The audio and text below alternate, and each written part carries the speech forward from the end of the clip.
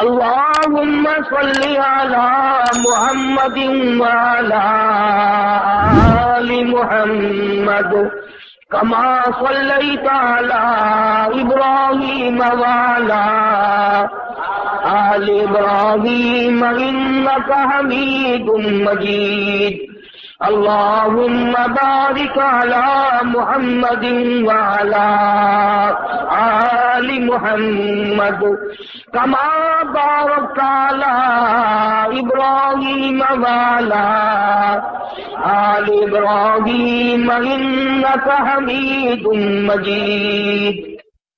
قرآن کریم کی یہ مختصر سی آیت شریفہ 21ویں پارے کی آیات ہیں۔ حق سبحانہ و تعالی و تقدس نے بہت ہی عجیب چیز ارشاد فرمائی، اس واسطے کہ اللہ پاک نے تو ہدایت بھیجی، فلاح و بہبود اپنے بندوں کے لیے دنیا میں نازل فرمائی تاکہ میرے بندے میری اطاعت کریں، فرما برداری کریں، بندگی کریں، اور آخرت میں میں ان کے لیے طرح طرح کے نعمتوں کے اسباب تیار کروں۔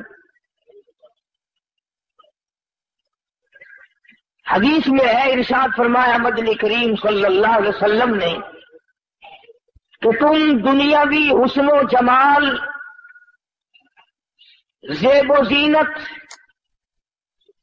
فیشن، ان تمام چیزوں کے پیچھے پھرتے ہو۔ قرآن کریم میں ہے، فرمایا میں نے تمہارے لیے ایسی عورتیں جنت میں تیار کر رکھی ہیں، لم یطمثہن انس قبلہم ولا جان۔ فرمایا مجھے اپنی کبریائی کی قسم، آج تک اور تم سے پہلے کسی آدمی نے، کسی جن نے ان کو چھوہا تک نہیں، ہاتھ تک نہیں لگایا۔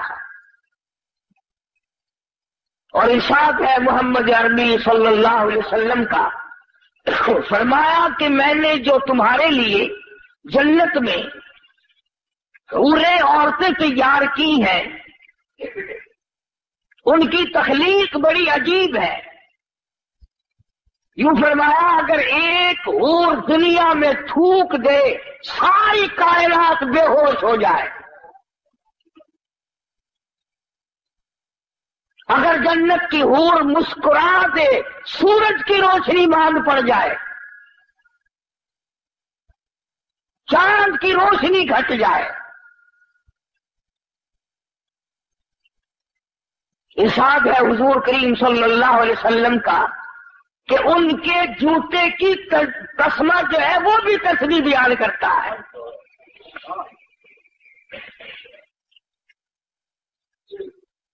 ابکارا کے لفظ ہے قرآن کریم میں، باکرا، نوجوان، عروبن، تمام چیزیں جوانی کی موجود۔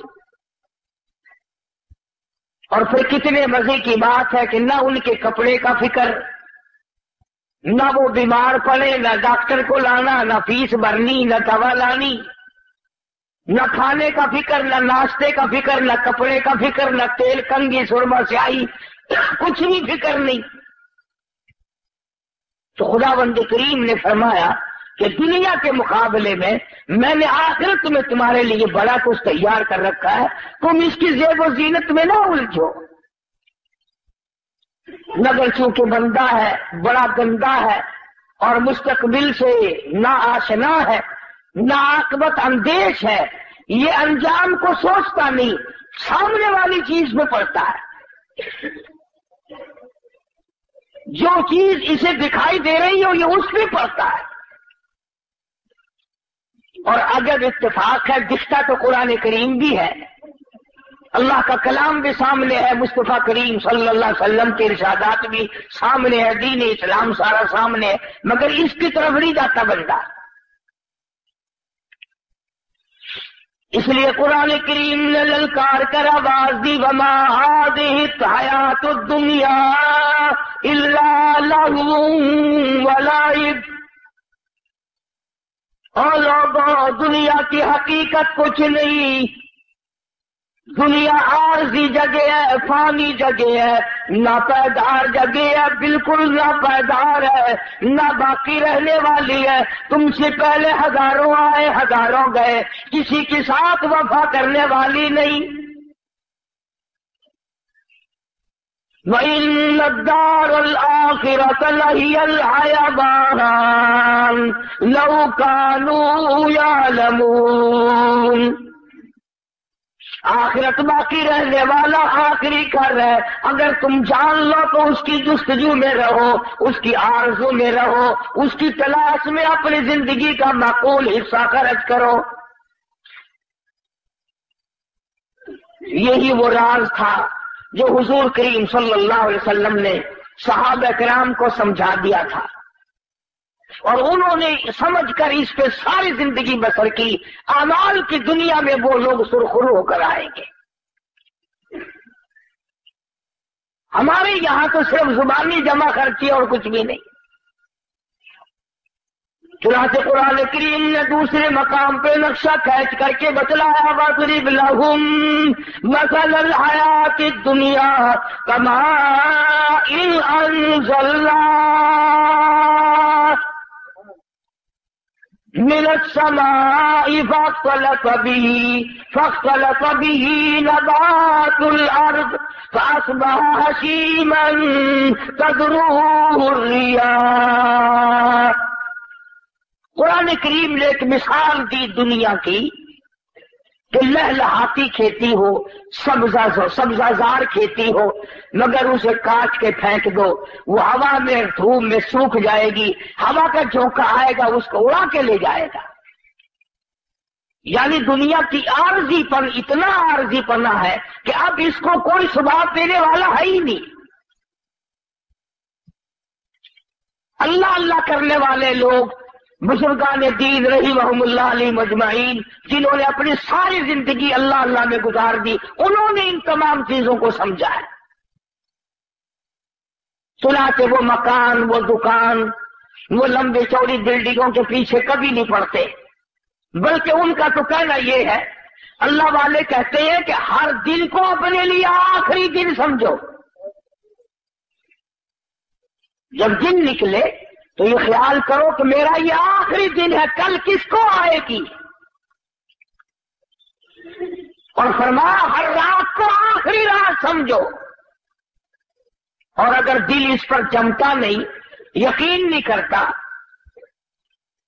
تو جو اماں فوت ہو گئی اسے یاد کر وہ کہاں گئی، جو ابا رخصت ہو گیا اسے یاد کر وہ کہاں گیا، گھر والی دنیا سے رخصت ہو گئی اسے یاد کر ساری زندگی کی رفیق حیات کس طرح پلہ جھاڑ کے چلی گئی۔ اگر وہ سب جا سکتے ہیں تو میرا تیرا یہ ٹھکانہ کیسے بن جائے گا؟ صبح نہیں شام، شام نہیں صبح، آج نہیں تو کل، یہ کام تو بھائی جان بننا ہی بننا ہے۔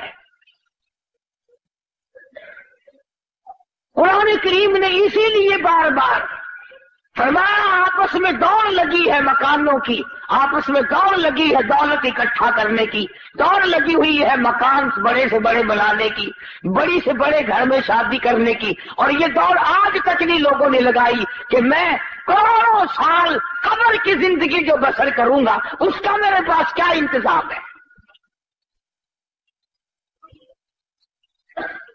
تانبے والی زمین ہو، سورج آسمان سے نکل کر سر پہ آ کے کھڑا ہو جائے، اس وقت کے بچاؤ کی کیا صورت ہے؟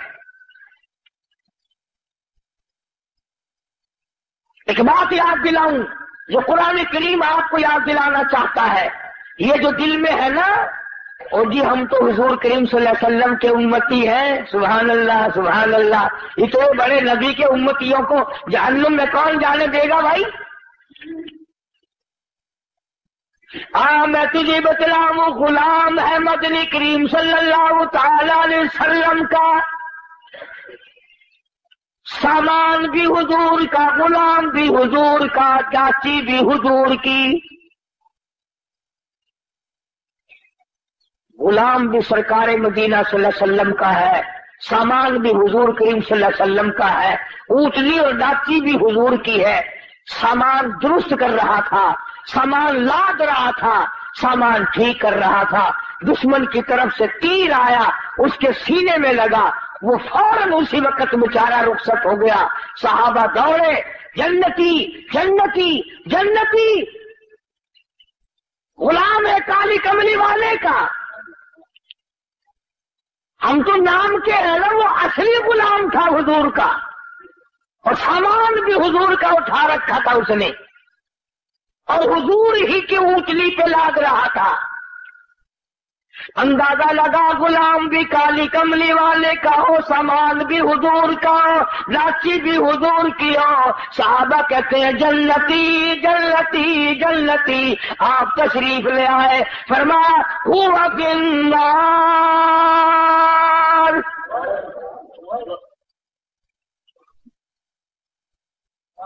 تو کس ملک میں رہتا ہے، کس دنیا میں رہتا ہے، کس دھن میں لگا رہتا ہے، کس مگن میں اپنے آپ کو برباد کر رہا ہے۔ کالی کملی والے کا غلام ہے، کالی کملی والے کا سامان ہے، اونٹنی بھی حضور کی ہے جس پہ حضور سواری کرتے ہیں، سامان لاتا ہوا تیر لگا، دنیا سے رخصت ہو گیا۔ سب کہتے ہیں جنتی جنتی، کالی کملی والے نے آ کے فرما دیا ہوا فی النار۔ جہنم میں گیا۔ سارے صحابہ حیران ہو گئے، کمال ہے، غلام بھی سرکار مدینہ صلی اللہ علیہ وسلم کا ہو، سامان بھی حضور کا ہو، سواری بھی حضور کی ہو، تیر بھی کافر نے مارا ہو، پھر بھی جہنمی۔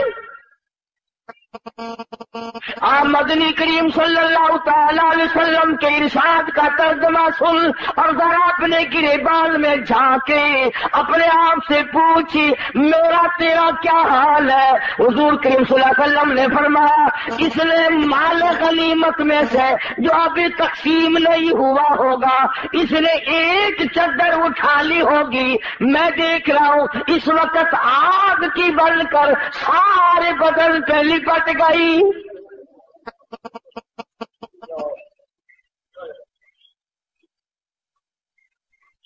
یہ بات نہیں کہ آج ہی اس نے یہ کام کیا ہے، نہ جانے کس جنگ کے موقع پہ کیا ہوگا۔ یوں ہی ضرورت ہوگی غنیمت کا مال جو کافر چھوڑ کے جہاد میں جنگ میں بھاگا کرتے تھے، اسے اکٹھا کر کے حضور کریم صلی اللہ علیہ وسلم کے سامنے لایا جاتا تھا، اور پھر وہ حصے کے مطابق تقسیم ہوا کرتا تھا۔ چنانچہ تقسیم سے پہلے اس نے ایک چادر اٹھا لی ہوگی، ممکن ہے یہ سمجھ کر اٹھائی ہو کہ مجھے ضرورت ہے چادر کی، کہ چادر پڑی ہے اٹھا کے اوپر کر لی، کوئی بات نہیں۔ جب آپ نے یہ فرمایا تو حضرت سعد رضی اللہ تعالیٰ عنہ ایک صحابی ہے، یہ جوتے میں لگنے والا تسمہ لے کر آیا اور عرض کرنے لگا میرے آقا میں نے اٹھا کر اپنی جوتی میں ڈال لیا تھا، یہ میں واپس کرنے آیا ہوں۔ فرمایا قیامت میں واپس کرنا، اس وقت میں ہرگز نہیں لوں گا۔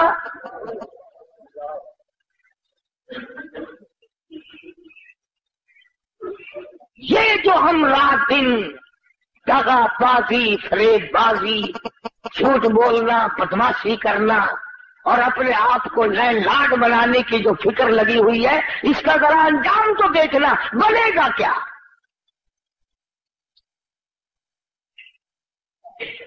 پہرے داری مقدر میں آ جاتی ہے، آگے کچھ نہیں ہوتا۔ اور وہ کتنی ملعون شے ہوگی جس کے بارے میں خود ارشاد ہے مدنی کریم صلی اللہ علیہ وسلم کا، فرمایا الدنیا جیفتن طالبها کلاب، فرمایا دنیا مردود ہے، دنیا کے طلب کرنے والا کتے کی طرح ہے۔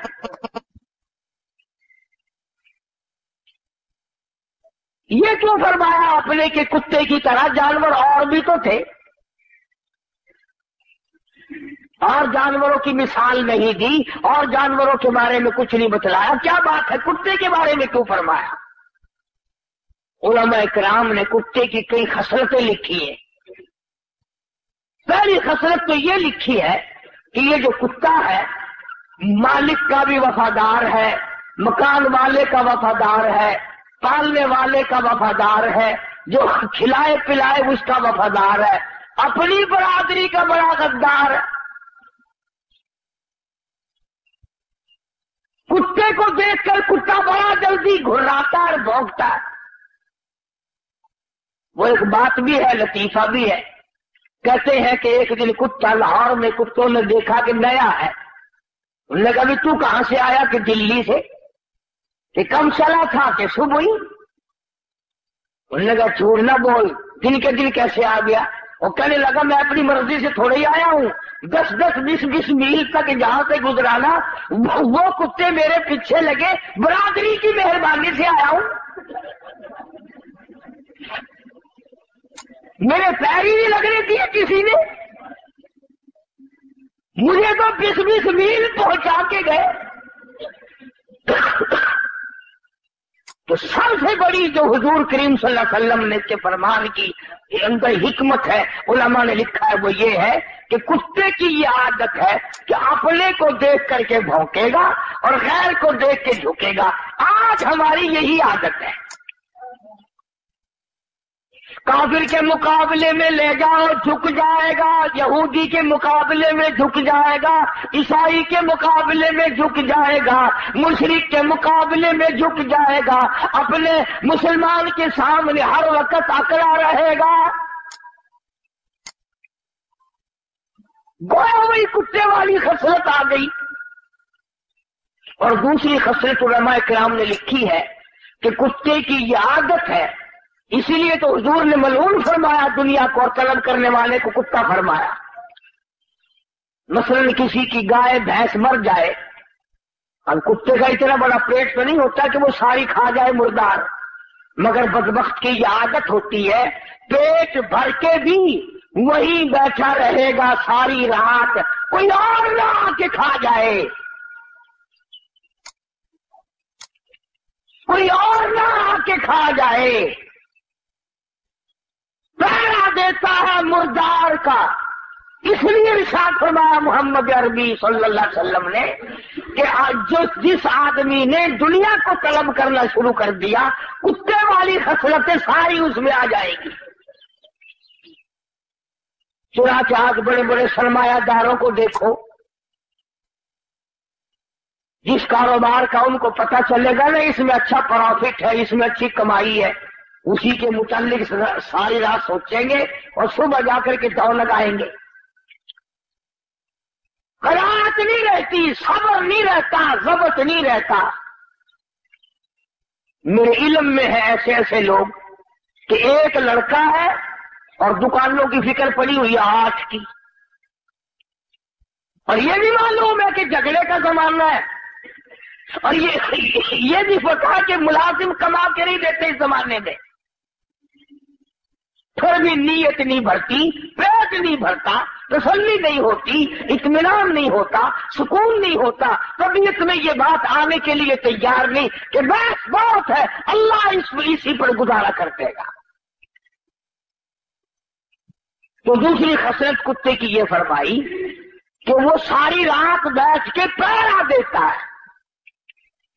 और तीसरी खसलत कुत्ते के उलमा किराम ने ये लिखी कि कुत्ते को पता है ये कि ये मुर्दार जो है मेरे से तो महीना भी खत्म नहीं होगा, इतना बड़ा मुर्दार है, इतनी बड़ी भैंस है, इतनी बड़ी गाय है मुर्दार कि मेरे से महीने में खत्म नहीं होगा, मगर फिर भी जो भी कुत्ता उधर को आएगा भाग के आकर उसको वहां से भगाने की कोशिश करेगा ताकि मैं अकेला खाऊं, दूसरा ना खावे। चुनांचे आज दुनियादार में यही खसलत होती है कि वो ये चाहता है पूरी दुनिया मर जाए, मैं अकेला जिंदा रहूं, पूरी दुनिया भूखी मरे, मैं पेट भर के खाऊं, पूरी दुनिया नंगी फिरे, मैं कपड़ों में रहूं, गर्जे कि सारी दुनिया मेरे सामने जलील हो। इसलिए इरशाद फरमाया मदनी करीम सल्लल्लाहु तआला अलैहि वसल्लम ने आला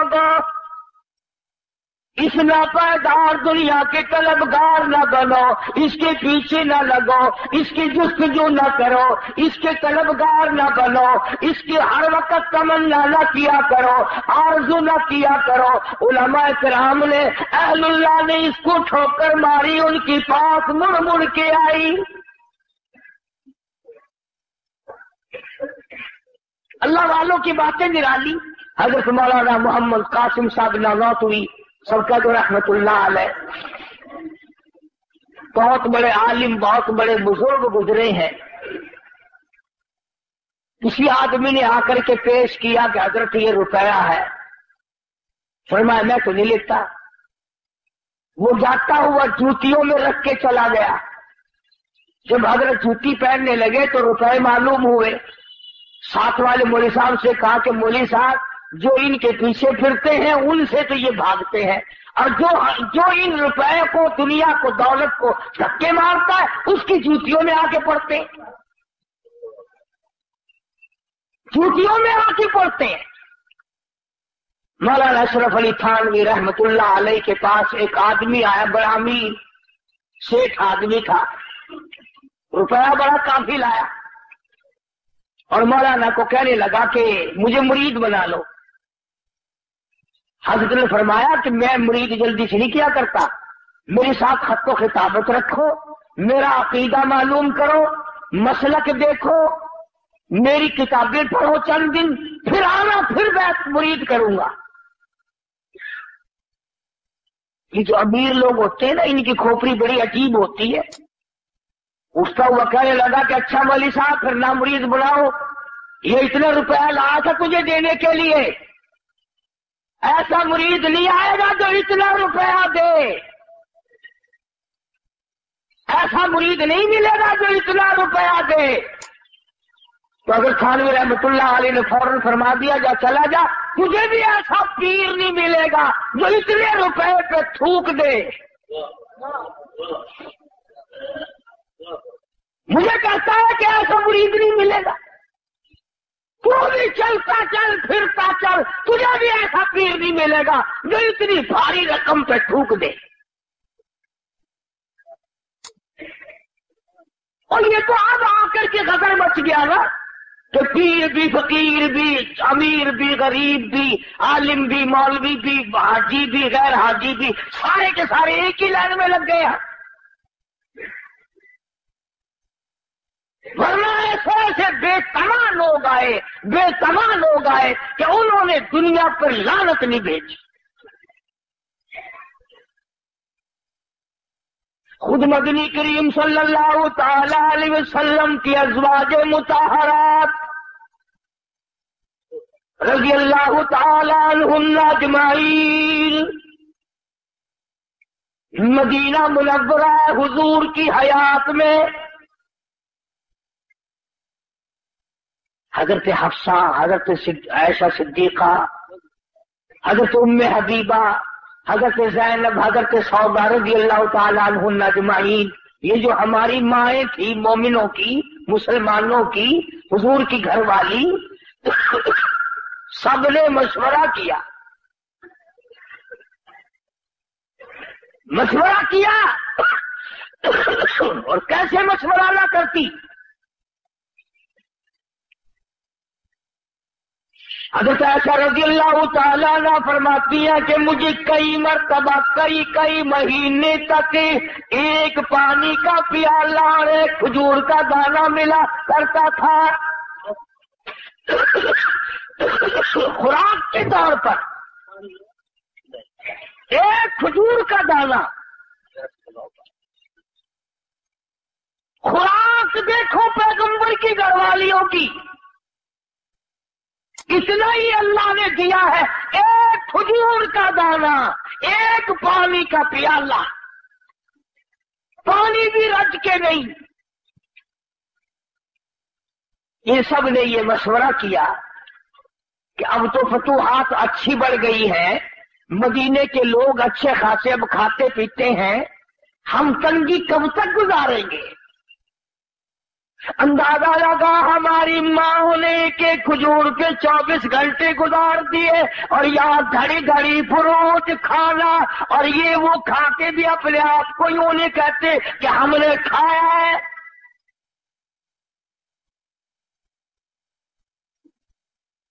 پانی بھی چھٹی کا نہیں، کھجور بھی پوری نہیں، ایک کھجور کا دانہ ایک مائی کو۔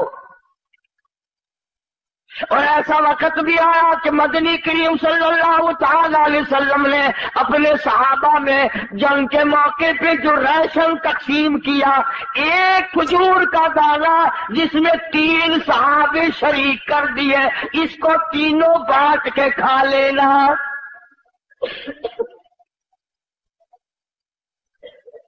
ایک کھجور کا دانہ، آخر وہ کھجوریں کوئی منوں کی تو تھی نہیں، اس کو تم کہو گے پہلے زمانے میں شاید کھجور بھی کتنی بڑی ہوگی۔ ہو جنگ کا موقع، لڑائی، کفر کا مقابلہ، اور راشن تو دیکھ محمد کے غلاموں کا۔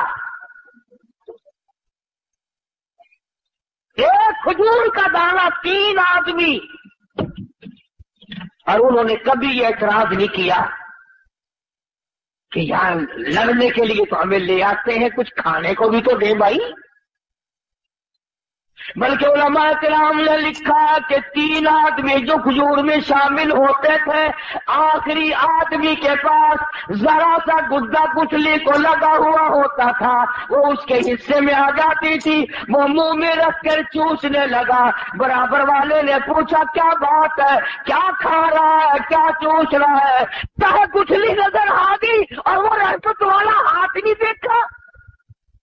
بات یوں چلی، سیدہ عائشہ صدیقہ رضی اللہ تعالیٰ عنہ، ام حبیبہ، حضرت حفصہ، ان حضرات نے مدنی کریم صلی اللہ علیہ وسلم کے سامنے تشریف لا کر مطالبے کی صورت پیش کر دی، کچھ کھانا بڑھاؤ۔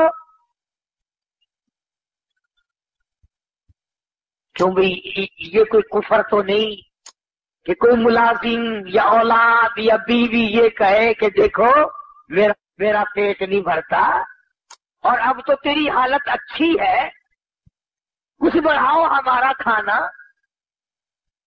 پیغمبر کی گھر والیاں ہیں، مومنوں کی اماں ہے، اور بھوک کا یہ عالم ہے، اور اگر عرض کر دیا تو سرکار مدینہ صلی اللہ علیہ وسلم ناراض ہو گئے، فرمایا تم نے میرا پیٹ نہیں بھرتا اور اب تو تیری حالت اچھی ہے، کچھ بڑھاؤ ہمارا کھانا۔ پیغمبر کی گھر والیاں ہیں، مومنوں کی اماں ہے، اور بھوک کا یہ عالم ہے، اور اگر عرض کر دیا تو سرکار مدینہ صلی اللہ علیہ وسلم ناراض ہو گئے، فرمایا تم نے کیوں تمنا کی دنیا کی، کیوں آرزو کی، کیوں حسرت کی؟ اتنے ناراض ہوئے کہ تمام گھروں میں جانا چھوڑ دیا، علیحدہ ہو بیٹھے۔ اب کب دل میں یہ نہ سوچ لینا کہ نبی کریم صلی اللہ علیہ وسلم نے برا کیا، ایمان کی رتی نہیں رہنے کی۔ آپ اور میں کیا جانے برا کیا ہوتا ہے، اچھا کیا ہوتا ہے۔ آپ نبی کریم صلی اللہ علیہ وسلم کا مطلب یہ تھا کہ میرے پاس رہ کر کے بھی، میرے گھر میں رہ کے بھی، جن کی جھولیوں میں میں سوتا ہوں، جو میرے بستر میں رہتی ہوں، جن کی گود میں میں ہوں اور قرآن آتا ہو، یہ آپ کے کھانے کے پیچھے۔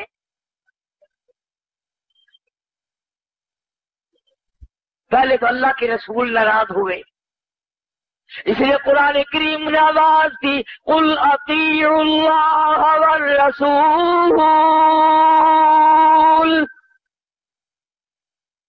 فَإِن تَوَلَّوْا فَإِنَّ اللَّهَ لَا يُحِبُّ الْكَافِرِينَ۔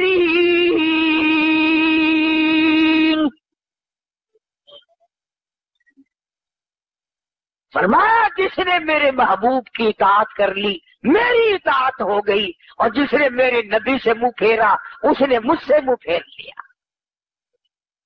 ایک مقام پہ فرمایا وَمَن يُشَاقِقِ الرَّسُولَ مِن بَعْدِ مَا تَبَيَّنَ لَهُ الْهُدَى وَيَتَّبِعْ غَيْرَ سَبِيلِ الْمُؤْمِنِينَ،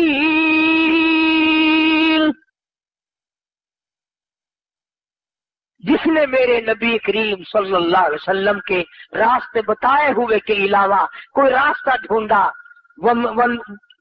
تلاش کیا، نولیہ ما تولا، ہم بھی اس کو پرے کو دھکا دے دیں گے، ونصلہ جہنم وساءت مصیرا۔ تو مدنی کریم صلی اللہ علیہ وسلم اپنی گھر والیوں سے ناراض ہو گئے، تم نے کیوں مطالبہ کیا روٹی کا، کیوں مطالبہ کیا کپڑے کا کہ اس میں فراخی ہونی چاہیے، اور جب رسول ناراض ہو گئے تو اللہ بھی ناراض ہو گیا۔ اب یہ معمولی عورتیں تو تھی نہیں جن کے بارے میں ان کی ماں لڑنے آتی، ان کے باپ لڑنے آتے، روٹھ منیوے ہوتے، ان کے وارث روٹھا کر گھر بٹھاتے، واجبہ اگر کھانے کی بات کرتی تو اکڑ کے بیٹھ گئے ہو۔ اللہ پاک نے آواز دی یا ایھا النبی قل لازواجک ان کنتن تردن الحیاۃ الدنیا وزینتها فتعالین امتعکن واسرحکن سراحا جمیلا۔ کیا دھمکی دی ہے پروردگار عالم نے، کتنی زبردست دھمکی ہے، ڈانٹ ہے، کوئی لحاظ نہیں اس بات کا کہ یہ سیدہ حفصہ ہے، فاروق اعظم کی بیٹی ہے، یہ عائشہ صدیقہ ہے، ابو بکر کی بیٹی ہے، یہ فلاں کی بہن ہے، یہ فلاں کی گھر والی، اس بات کا لحاظ نہیں کیا اللہ پاک نے۔ فرمایا بات سنو، اگر تمہارے دل میں یہ خیال ہے کہ ہم بھوکے مر گئے، ہم پیاسے مر گئے، ہمارے پاس کپڑا پورا نہیں ہے، تو یوں فرمایا مجھے اپنی کبریائی کی قسم احد پہاڑ سونے کا بنا کر تمہارے حوالے کر دیتا ہوں۔ احد پہاڑ جو ہے اتنا سونا میں تمہیں دے دیتا ہوں۔ پیغمبر کی گھر والیوں کو خدا فرما رہے ہیں اتنا سونا میں دے دیتا ہوں اور تمہیں اسے اپنے ساتھ رکھو، اس کے مالک بن جاؤ، پر ایک بات یاد رکھو، تمہیں میرا محبوب نہیں ملے گا، طلاق لینی پڑے گی، میرے محبوب سے تمہیں الگ ہونا پڑے گا۔ وہ بستر نہیں ملے گا جس بستر میں قرآن اترتا ہے، وہ گھر نہیں ملے گا جس گھر کی غلامی جبریل کرتا ہے۔ اب نعوذ باللہ وہ دنیا دار تو تھی نہیں، تمام کے تمام نے مشورہ آپس میں کرنا شروع کر دیا، اب کیا کیا جائے؟ تمام کے تمام نے عرض کر دیا، حضور کریم صلی اللہ علیہ وسلم نے ایک ایک سے پوچھا، اللہ پاک نے فرمایا اور میرے محبوب کتنی وفادار ہے یہ، تمام کے تمام نے عرض کر دیا، یہ کھجور کا ایک دانہ بھی بند کر دو، یہ پانی کا ایک پیالہ بھی بند کر دو، یہ جو کچھ ملتا ہے اسے بھی ختم کر دو، پر کالی کملی والے تیرا دامن چھوڑنے کو ہم تیار نہیں۔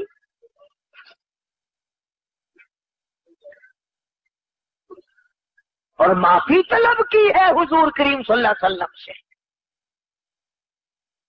اس لیے یہ بات میں نے عرض کی کہ ہم لوگ اس چکر میں پڑے رہتے ہیں، یہ بھی جائز ہے، یہ بھی جائز ہے، یوں بھی آدمی کما سکتا ہے، یوں بھی آدمی دھن دولت اکٹھا کر سکتا ہے۔ ارے 3 قسمیں ہیں مال کی، علماء کرام نے لکھا کہ جنت کے دروازے پہ 3 سطریں لکھی ہوئی ملیں گی، وہی تو دیکھے گا جو جنت کے دروازے پہ جائے گا، اور جس کو جنت کی ہوائی نصیب نہیں ہونی وہ ادھر لینے کیا جائے گا، اور کون آنے دے ادھر اسے بھائی۔ وہ ان کی تو جب پٹائی ہوگی، مار پڑے گی، آواز آئے گی حتی اذا جاؤہا فتحت ابوابہا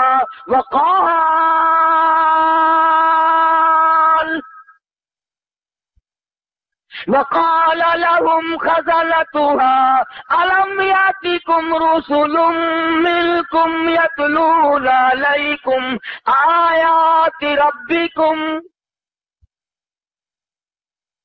جہنم کا دروغہ ہی کہے گا، فرشتے کہیں گے کہ تمہیں شرم نہیں آئی، تم کہاں آئے ہو؟ تم سرکار مدینہ صلی اللہ علیہ وسلم کے امتی ہو کر، اتنے اولو العزم نبی کا امتی ہو کر، اتنے بڑے محبوب پیغمبر کا امتی ہو کر جہنم میں آیا، تجھے شرم نہیں آئی؟ الم یاتکم رسل منکم یتلون علیکم آیات ربکم. میاں قرآن نہیں سنا؟ کبھی نہیں آیت سنی؟ اللہ کا پیغام نہیں سنا تھا؟ آج دنیا یہود کی ریس کرتی ہے، عیسائیوں کی ریس کرتے ہیں، اگر وہ ریس بھی نہیں ہو ملتی، وہ باتیں بھی ہم میں نہیں جو ان میں ہو، انہوں نے آج پکڑی ہے.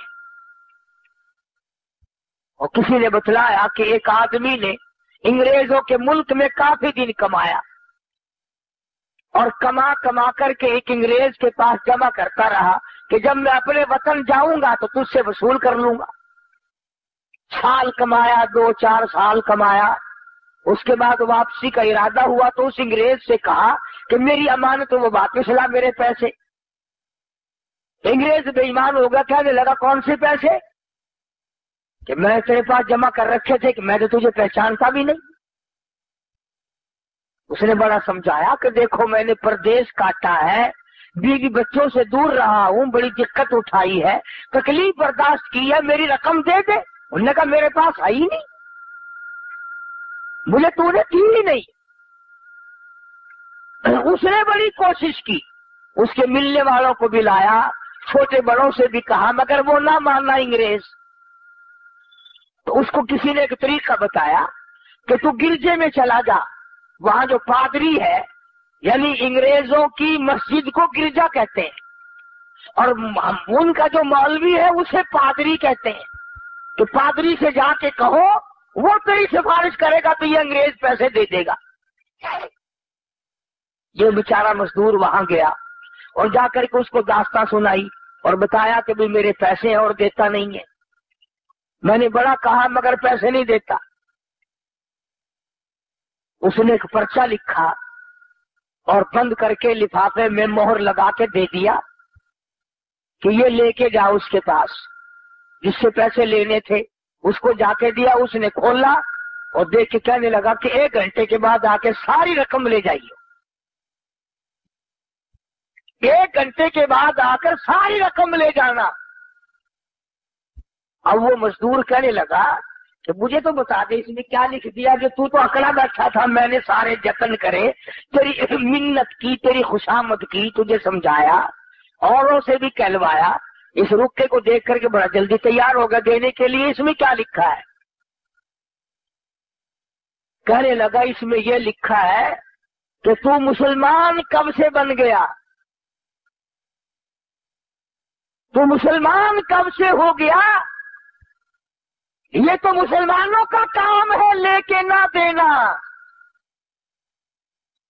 میں تو تجھے پکا عیسائی سمجھتا ہوں، تو مجھے لکھ کر جواب دے یا اس کی رقم ادا کر کہ تو مسلمان کب سے بن گیا. جو دوسرے کا مال کھا کر اب انکار کرتا ہے تو میں نے دینا ہی نہیں.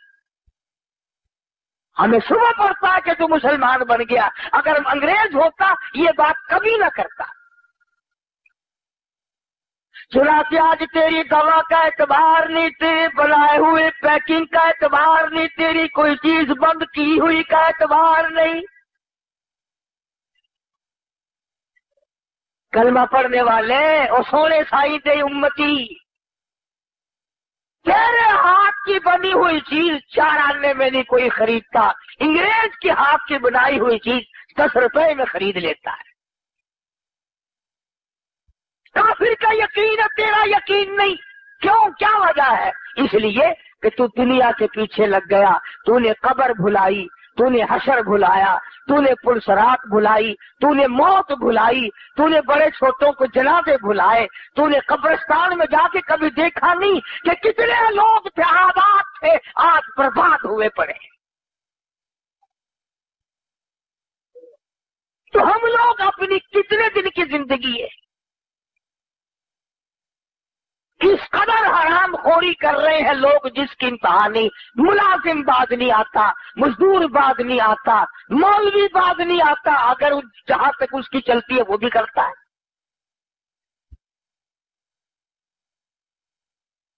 فوج والے پریڈ کرتے ہیں صبح کو، پولیس والے پریڈ کرتے ہیں صبح کو، مولوی پریڈ کرتے ہیں رمضان شریف میں شام کو افطار کے وقت۔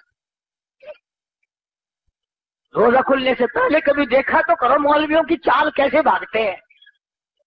پکوڑوں کی پلیٹ حجرے میں رکھ کے دیا، پھر ایک بچی آ گئی حلوہ لے کے، پھر بھاگا، پھر دوسری آ گئی سوئی لے کے۔ نہ اسے یہ یاد رہتا مجھے روزہ لگا ہوا ہے، نہ بیٹھ کے دعا یاد مانگنا، نہ پڑھنا، وہ لیفٹ رائٹ کرتے کرتے ہی روزہ کھل جاتا ہے۔ تماشا دیکھا گئے ہم کہاں؟ اور اگر یہ یقین ہو جائے کہ مجھے اللہ پاک نے جو کھلانا ہے وہ ملے گا ملے گا ملے گا، اب منہ سے تو آپ بھی کہتے ہیں، میں بھی کہتا ہوں، پر اندر سے یقین کوئی نہیں۔ اندر سے یقین بنے نا پھر بات بنتی ہے، اصل میں دل کی گہرائیوں میں یہ بات پیدا ہو پھر یہ بات بنتی ہے۔ نفحۃ الیمن ایک عربی درس کی کتاب ہے، مدارس میں پڑھائی جاتی ہے، ہم نے بھی بچپن میں پڑھی تھی۔ اس میں ایک واقعہ لکھا تھا کہ ایک آدمی پہاڑ کی ایک غار میں رہتا تھا، اللہ اللہ کیا کرتا تھا، عبادت کیا کرتا تھا، شب بیدار آدمی تھا، وہی رہتا تھا، جنت سے کھانا آتا تھا وہ کھایا کرتا تھا۔ ایک مرتبہ 3 دن تک نہ ملا، نہیں آیا، اللہ میاں نے آزما لیا، بس نیچے اترا اور بستی میں آیا اور سوال کر دیا ایک گھر پہ کہ اللہ نام پہ روٹی دو۔ انہوں نے 3 روٹیاں دے دی، یہ لے کے چلا کہ کافی ہیں 3 روٹیاں تو۔ جس گھر سے روٹی ملی تھی انہی کا کتا پیچھے لگ گیا فقیر کے، اور قریب تھا کہ اسے کاٹ کھائے۔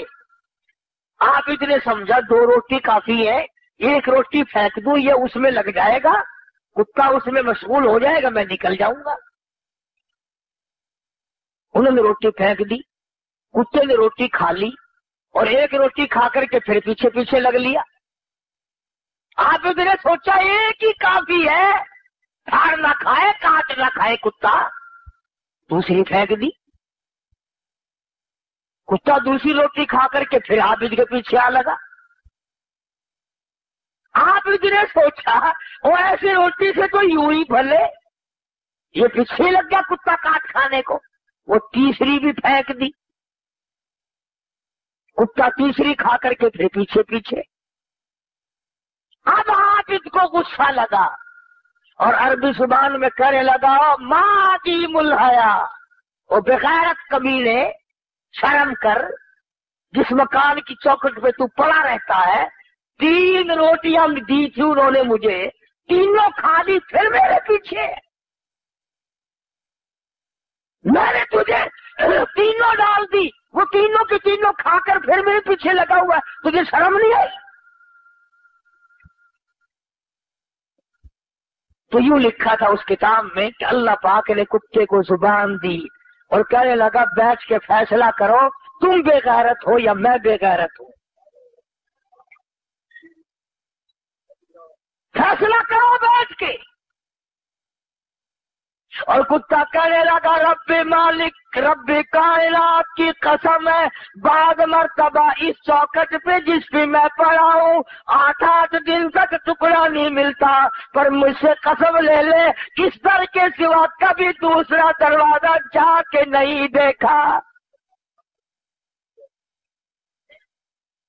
اور میں تو پھر بھی کتا ہوں، جناب تو عابد ہیں، ان پہ آ کے ماتھا رگڑا۔ خود کہو میں کمیلا ہوں یا تو کمیلا ہے.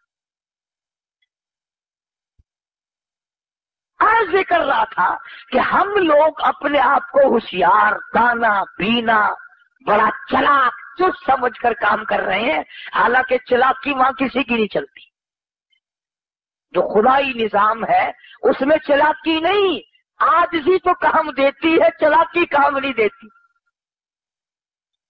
کتنا بڑا جرم ہو، کتنا ہی بڑا عظیم گناہ ہو، عاجزی کر، مالک کو رحم آئے گا، ترس آئے گا.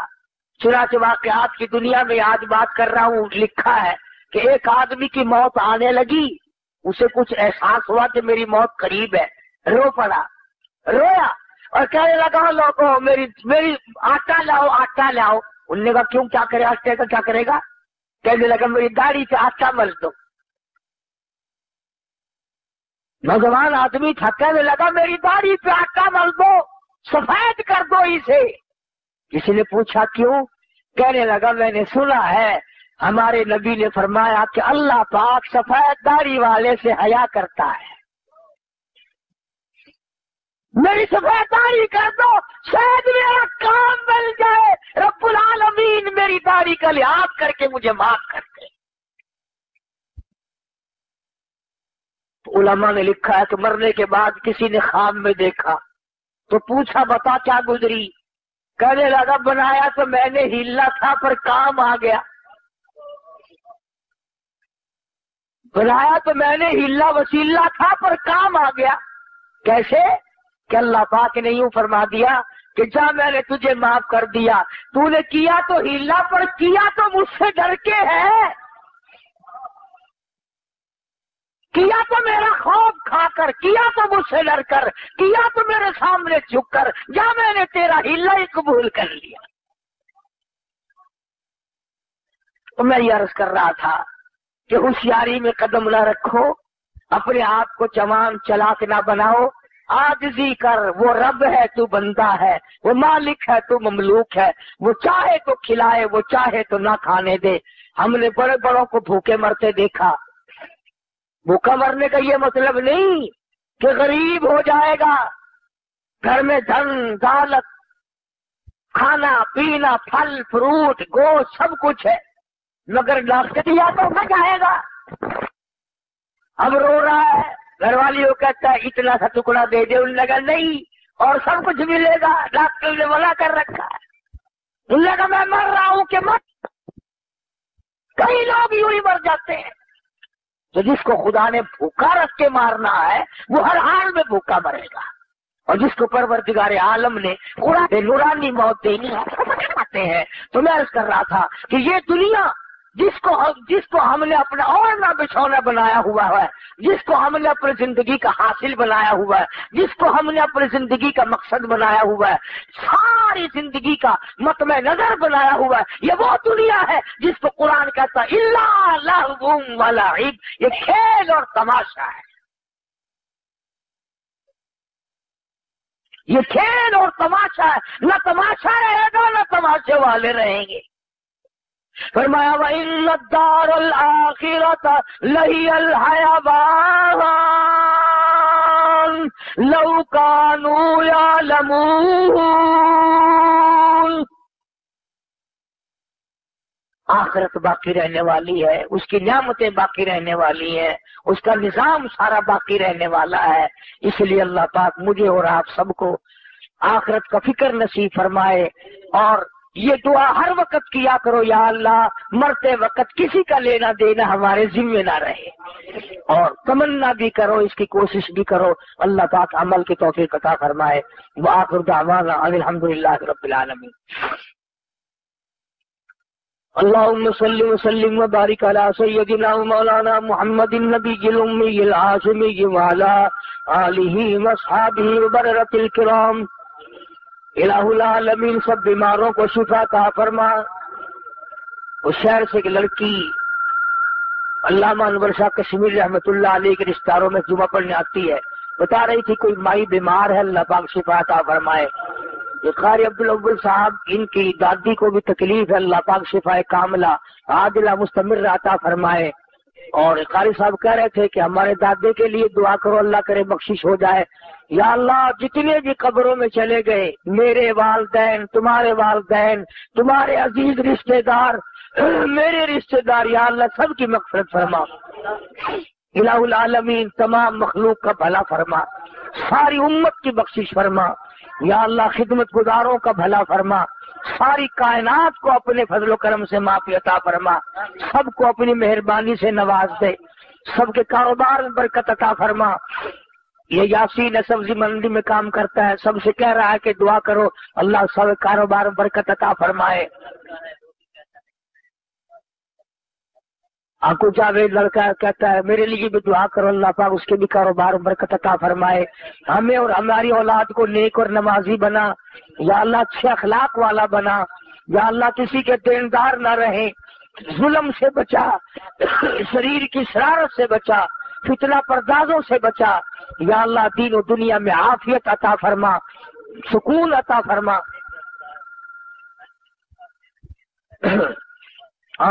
جتنے لوگوں نے حج کی درخواست دی اللہ تعالیٰ سب کو بیت اللہ کی زیارت نصیب فرمائے، روز رسول اللہ صلی اللہ علیہ وسلم کی زیارت نصیب فرمائے، یا اللہ سب کی جھولیاں بھر دے۔